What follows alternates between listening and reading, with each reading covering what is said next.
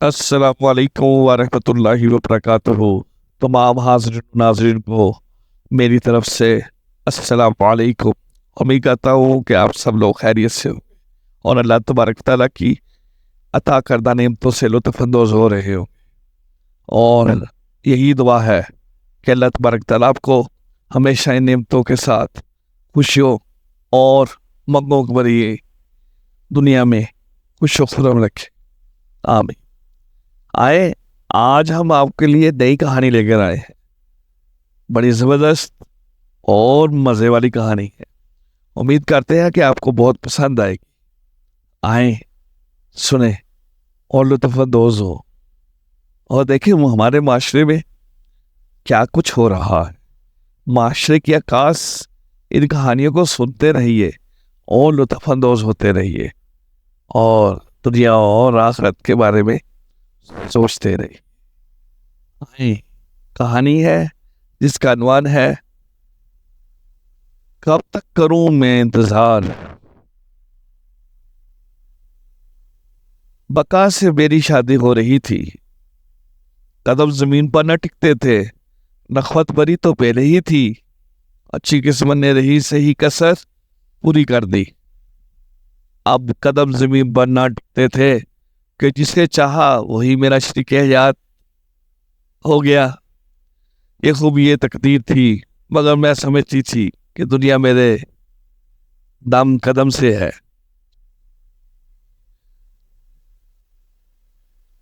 گردن میں تناؤ تو امیر باپ کی وجہ سے تھا، ہر کسی سے کڑ کر بات کرنا، نوکروں کو جھڑک دینا، نہ جانے لوگ اس رویے پر مجھے کیا کہتے ہوں۔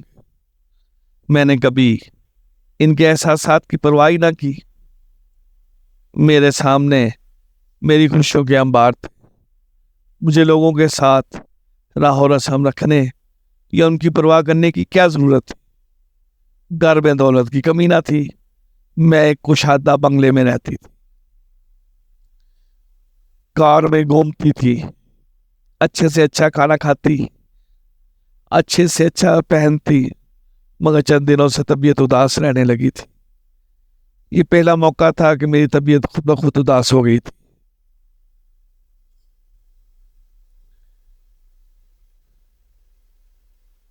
بقا میرا منہ تکتے اور حیران ہوتے کہ میری زندگی میں کیا کمی ہے جو لبوں پر خاموشی کی مہر لگی ہے، اور چہرہ مرجھایا رہتا ہے۔ قسمیں دے کر پوچھتے کہ کیا ان کی طرف سے کوتاہی ہوئی ہے۔ مجھے خود خبر نہ تھی کہ اداسی نے گھیر لیا ہے۔ ان کو کیا بتاتے، وہ اب میرے لیے خصوصی وقت نکالنے لگے، گھماتے بھراتے، سیریں کراتے، نیا زیور بنوا کر دیا، شاپنگ کرانے لے جاتے، بلا خبر تھا کہ مگر میرے چہرے پر خوشی کے گلاب نہ کھل سکے۔ وہ میرے لیے بے حد فکر مند رہنے لگے تھے۔ بولے تم کسی ماہر نفسیات کے پاس لیے چلتا ہوں۔ اس پر میں برا مان گئی، ان سے کہا آپ مجھے ذہنی مریض سمجھتے ہیں، میں دماغی طور پر بیمار نہیں ہوں۔ ایسا موڈ انسانوں پر آتے ہی رہتے ہیں، اس کی وجہ ضروری تو نہیں کہ دماغ کا خلل ہو، بعض دفعہ انسان کی چھٹی حص آنے والے دنوں میں کسی مشکل یا مصیبت کی پیش گوئی ثابت ہوتی، تبھی پہلے سے انسان افسردہ رہنے لگتا۔ میری باتوں پر وہ ہنس پڑے، کہنے لگے بڑی فلاسفر ہو گئی ہو، صوفی تو نہیں بن گئی، یا تمہاری روح مستقبل میں بھی سفر کرنے لگی ہے۔ خدا کی بندی، یہ سب تمہارے ذہن کی اختراع ہے، ایسا کچھ نہیں۔ اچھا، ایسا کرتے ہیں، اس موڈ کو بگانے کی کچھ تدبیر کرتے، پھر ان کو خوشی کا ماحول بنانے کی ایک نئی ترکیب سوچے۔ بولے اس بار ہم شادی کی سالگرہ اتنی دھوم دھام سے مناتے ہیں کہ لوگوں کو لگے کہ ہماری شادی ہو رہی ہے. ہماری شادی کی تقریب کی طرح لوگوں کو یہ شادی کی تقریب کی طرح لوگوں کو لگے. ہماری شادی کی سالگرہ قریب تھی، بس انہوں نے واقعی ایسا اہتمام کیا کہ لوگ دنگ رہ گئے. سارے گھر میں کمکمے لگوائے، رات جگہ ہوا، رقص کی محفل سجائی. وہ ویسی ہی تھی جیسی شادی پر کی گئی تھی. اس دن بقا کی فرمائش پر میں نے دلہن کی طرح سجی ہوئی تھی. عزیز دوست رشتہ دار سبھی متو تھے اور پرتکلف کھانے کا اہتمام کیا گیا تھا. خاص بات رقص و موسیقی کی محفل تھی. بالکل یوں ہی لگ رہا تھا جیسے شادی ہو رہی ہو. رات کے کھانے کے بعد گانے کا پروگرام رکھا گیا تھا. گائیکا درمیان میں بیٹھی ہوئی تھی اور ہال میں مہمان چاروں طرف صوفوں اور کرسیوں پر بار جماعت تھے. کچھ شوقین مزاج کلین پر ہی جم کر بیٹھ گئے اور سبھی ہماتن گوش ہو گئے. ہارمونیم و دیگر آلات موسیقی کے ساتھ اپنا فن پیش کرنے والی ایک ادھیڑ عمر کی عورت تھی اور 2 لڑکیاں تھیں جو اس عورت کو آپا کہہ رہی تھی. لڑکیاں کافی خوبصورت تھی. ایک کی عمر 19 اور دوسری کی 17 برس ہوگی. ان کو گانا تو برائے نام آتا تھا مگر رقص میں ماہر تھی. پہلے بڑی لڑکی نے گانا سنایا، پھر چھوٹی نے غزل گائی. اس کے بعد کچھ مہمانوں کی طرف سے رقص کی فرمائش ہونے لگی. گوری گوری حسین دو شیزائیں، اوپر سے زرق برق لباس. یہ کلاسیکی رقص اور لوگ ناچ کی بات. جب بڑی رقص کرتے کرتے پسینہ پسینہ ہو گئی تو اس کی جگہ چھوٹی نے سنبھال لی اور محفل سے نکل کر درمیانی شیشے کے سلائیڈنگ ڈور کو تھوڑا سا کھول کر اس طرف آ گئی جدھر خواتین بیٹھی ہوئی تھی اور شیشے کی دیوار سے ادھر رقص دیکھ سکتی تھی. میں نے اسے آتے دیکھا تو مہمان خواتین کے درمیان سے اٹھ کر دروازے پر پہنچی اور پوچھا، تمہیں کیا چاہیے؟ پانی منگوا دیجیے مگر ٹھنڈا نہ ہو. وہاں خدمتگار ٹھنڈا پانی دے رہے ہیں اور میں ٹھنڈا نہیں لیتی، میرا گلا فوراً خراب ہو جاتا ہے. ٹھیک ہے، تم یہاں ٹھہرو، میں منگواتی ہوں. میں نے خادمہ کو اشارہ کیا، سادہ پانی لے آؤ اور ان کو دو. وہ کچن کی طرف چلی گئی. لڑکی خواتین والے حال کمرے میں آنے کی بجائے کوریڈور میں ٹھہر گئی.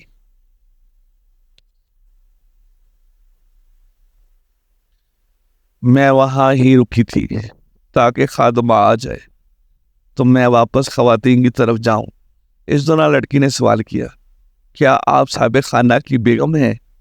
ہاں، اس کے علاوہ کوئی اور تو نظر نہیں آ رہی. وہ چھم گئی مگر فطرت سے بتونی تھی.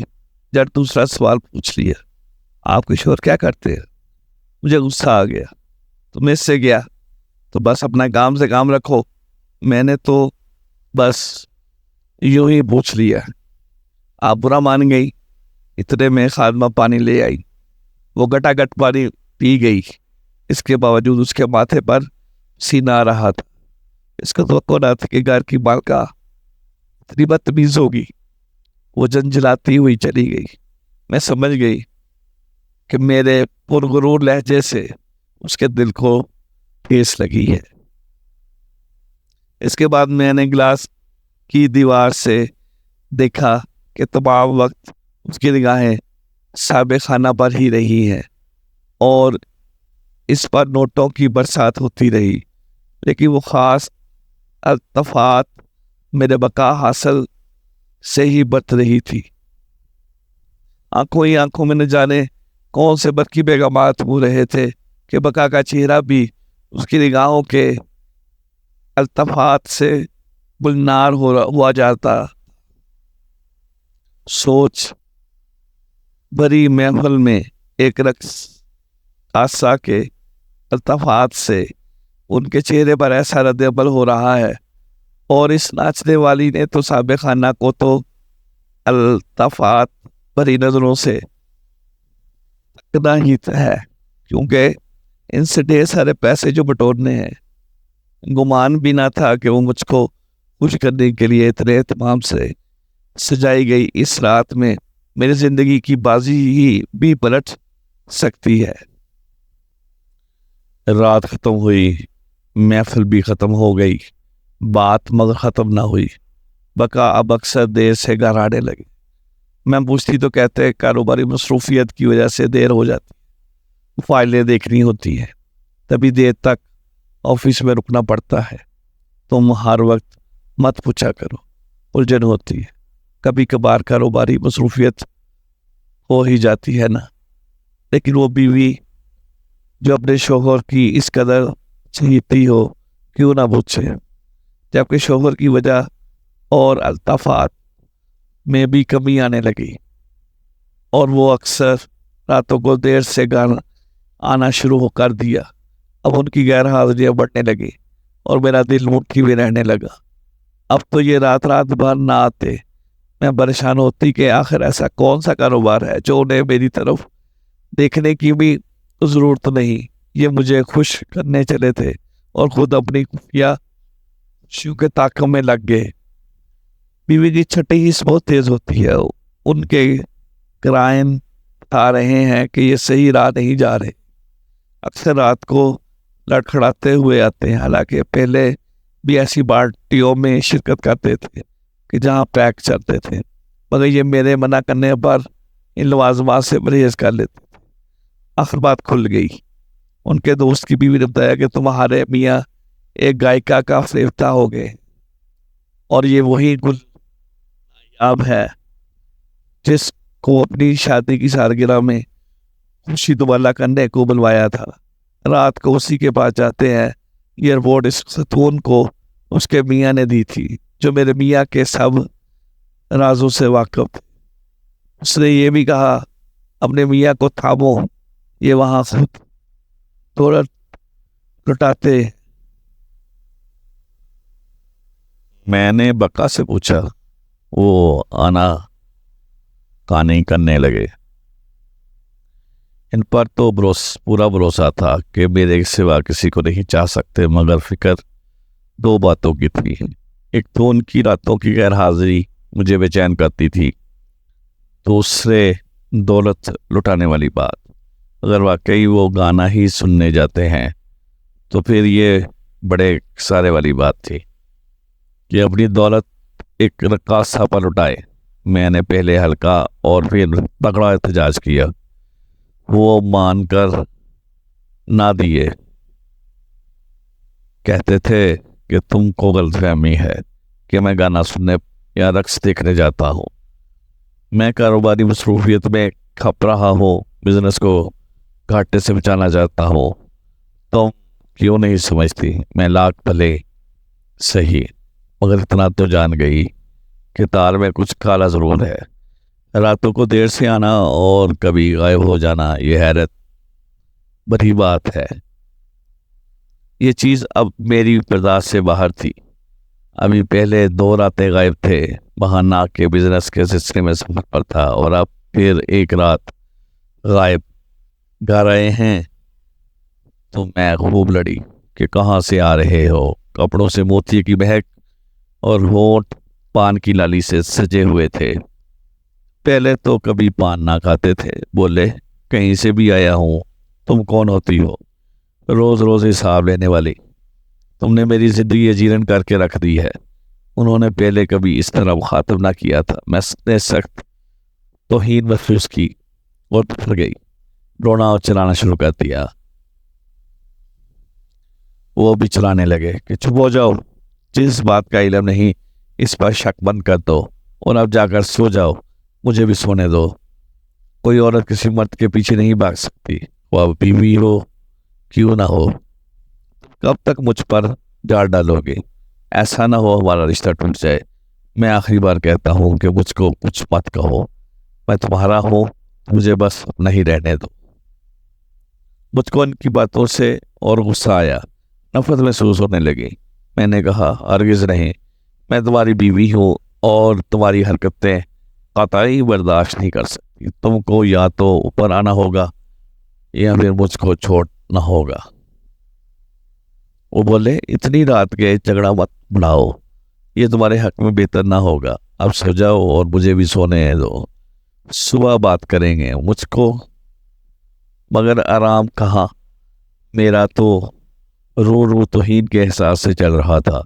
میں نے کہا آخر وہ کون ہے؟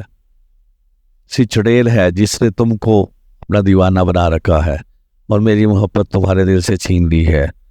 آج تو میں بوجھ کر ہی رہوں گی۔ بقا نے بہت منت کی کہ بس اب ضد مت کرو، کل بات کر لیں گے، مگر میں اڑی رہی، قسم اٹھانے پر مسلسل اصرار کرتی رہی تو وہ میں آ کر بولے جھوٹی قسم اٹھانے سے تو بہتر ہے کہ تم کو سچ بتاؤ کہ میں کل نایاب کا گانا سننے جاتا ہوں۔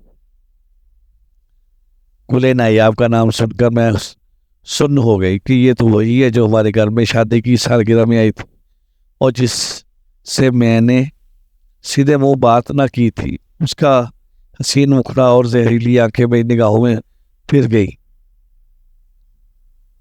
میرے ایک ہی جملے نے اس کے دل پر کاری زخم لگایا تھا۔